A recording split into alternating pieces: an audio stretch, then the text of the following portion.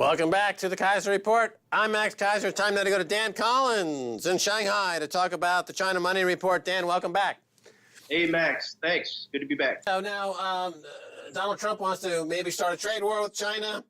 How's that going to work out, do you think? Yeah, I mean, there's the meme going on around the mainstream media with Trump wanting to start a trade war. I would tell the media and people back home in the States that there's already been a trade war and you lost.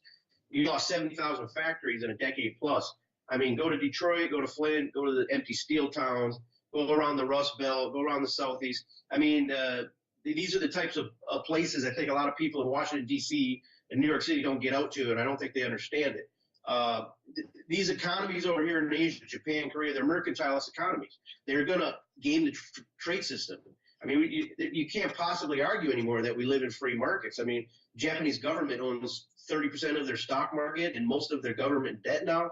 They won't buy cars from Korea. Korea won't buy cars from Japan. Here over in China, okay, China is at least lets us play in the game. But, you can't set up a car company here. You have to pay 50% to a local partner.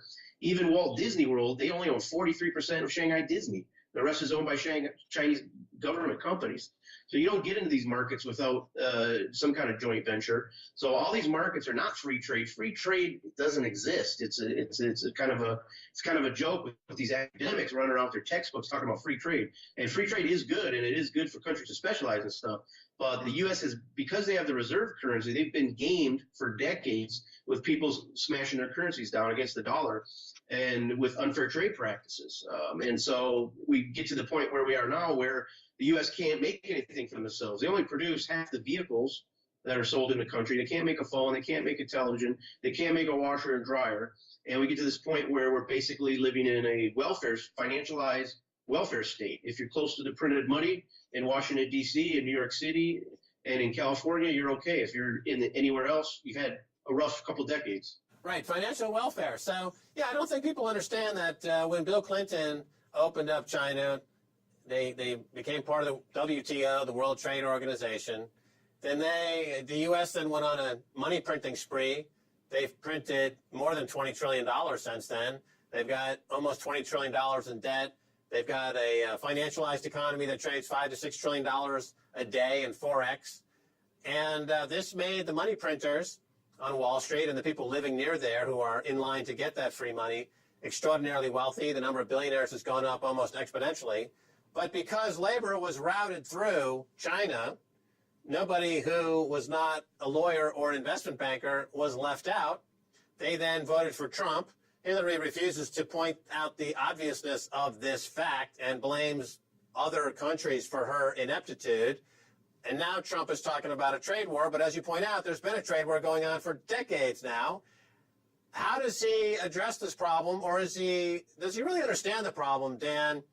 And is there really anything he can do to rebalance this global trade picture? Well, I think he understands it at a very basic level. And he's got a lot of guys around him that have suffered greatly from unfair trade, guys like in the steel industry. The steel industry here, they have cities here that make more steel than the entire United States. They make more steel in China in 6 weeks than the United States makes all year. So, I mean, we basically lost our steel industry. I mean, it's barely been hanging on. So does Donald Trump understand it? Yeah. Do you have to be very careful with trade? Absolutely, because we all exist in this. We're like the Soviet Union, right? We can no longer make anything. Our economy is close to collapse. And if we turn too quickly, the whole thing could just fall down like a house of cards. So my advice to him or to any economic policy player is we need to do this step by step. Do we need to do we need to make $2, $3 items in the United States? No. But why is it that we can't basically produce anything, including high-tech goods?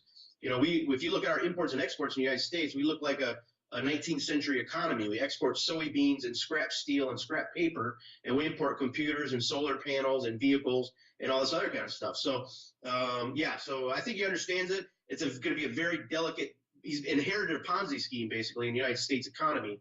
And with the taxes, it's going to be a great start. If you can get the corporate tax rate down from the second highest in the world at 38% down to something 15 to 20%, you're going to see a jobs boom in the United States. In fact, everyone I talk to in China, they're all talking about bringing manufacturing to the United States because they realize they're going to have to do that or they're going to get taxed on it. And then you make an interesting point there that the U.S. has become like a third world country and that they export the raw materials. And then the high-end value-added manufacturing happens in places like China.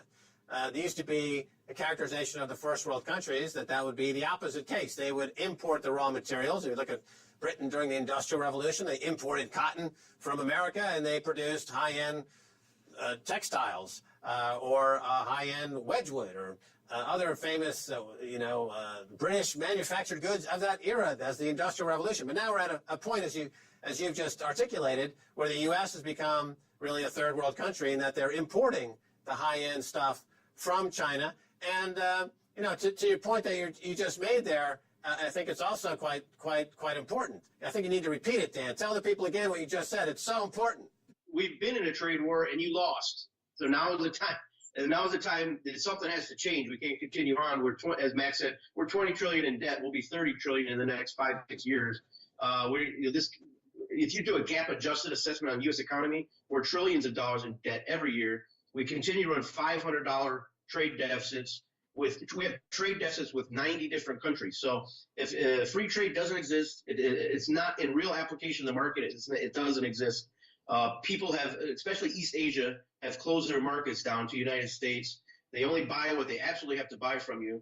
And if you want jobs in your country, you need to get behind the president, start to look at us maybe a small border tax, and try to bring manufacturing jobs back to the United States. Right. Well, look at countries like Russia for a second, a bit of a digression. They've been buying gold quite aggressively. If you look at the minimum wage in America in the 70s and what you could buy at gold at that time, if you adjusted for the price of gold, what it's done since then, the minimum wage in America would be $64 an hour, not what it is today, $5 or $6 or $7 an hour. And so this just never took root. There's never been an adjustment in America to reflect the fact that the global economy has gone up. Now, China, of course, is $1 trillion in reserves that they've blown through to try to manage this Ponzi scheme. They're going through reserves pretty quickly, Dan. What happens when they just run out of reserves, Dan? Yeah, they're down to $3 trillion, as you said. They've gone through $1 trillion in slightly over a year, which is an astronomical number. Now, they built up most of that $4 trillion in about 4 or 5 years, went through $1 trillion in a year. China made the mistake of keeping their currency too low for too long. I was arguing 4 or 5 years ago, you need to let the renminbi appreciate to a natural level. It would have probably went down to 5 or 6.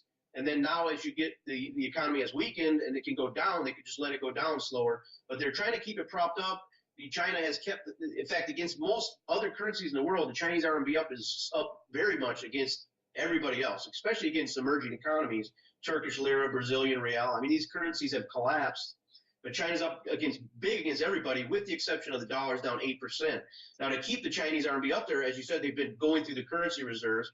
A lot of that, though, a lot of the outbound M&A in China that people hear about, the currency flight, so to speak, there's actually hidden strength there. I mean, China, 2015, $100 billion outbound foreign direct investment.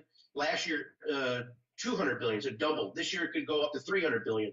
Chinese state-owned companies are being given money by the government to go out and buy assets, technology, energy in Europe, in the United States. Your European viewers will know it. Look how many football teams have been bought in Europe. 8, 9 of them. Aston Villa. I mean, the list goes on. There's a bunch of them.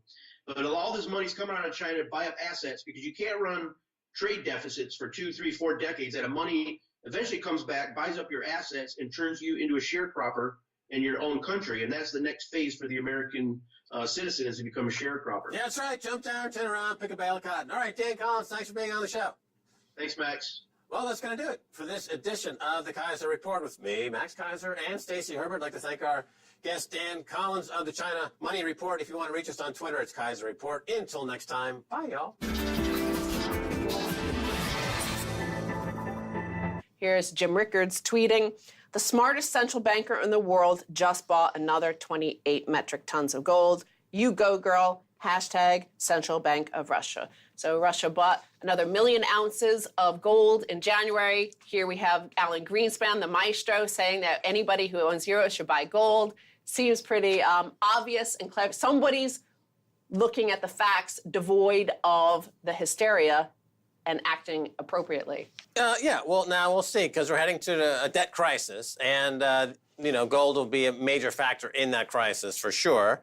And when that happens, it's hard to say, because there's so many forces that are keeping the Ponzi scheme alive. And Alan Greenspan will be dunked as a witch, won't he?